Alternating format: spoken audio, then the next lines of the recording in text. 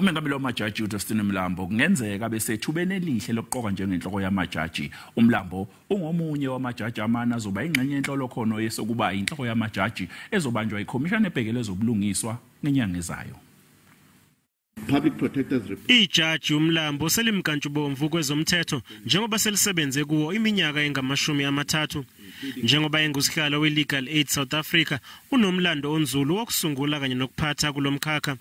Ingxenye yamajaji amane yakhethwe yithimba ebeliholwa yijaji eselathatha umhlalaphansi uNavanetha Mphiley ngemva kokuthi umengameli uCyril Ramaphosa athi akuphakanyiswe amagama.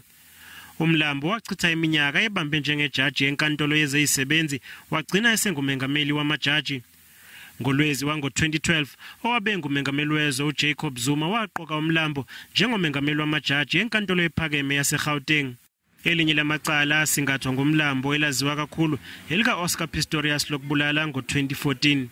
Yize abameli bomsolo babephikisana nalokho, uMlambo wanquma ukuthi leli cala lisakazwe bukhoma emsakazweni kanye nakuthelevishini. Isinqumo sakhe semkelwa abeindaba kuleli nabasichaza njengenqophamlando ekuvikeleni amalungelo abeindaba okuhlinzeka ngolwazi kanye nentando yabantu. Ngesikhathi eqokwa njengomengameli wamajaji esikhathini esingaphezulu kweminyaka eyishumi esedlule, uMlambo wafunga ngokuthi bonke abantu bazokwazi ukuthola ubulungiswa kuleli. Uma engaqokwa njengenhloko yamajaji, kungenzeka aqhubeke nokuzama ukufeza lesi sithembiso. Kepha ukufinyelela lapho angeke kube lula njengoba esazophekwa ngemibuzo ikhomishana yamajaji kanye namaqembu asephalamende.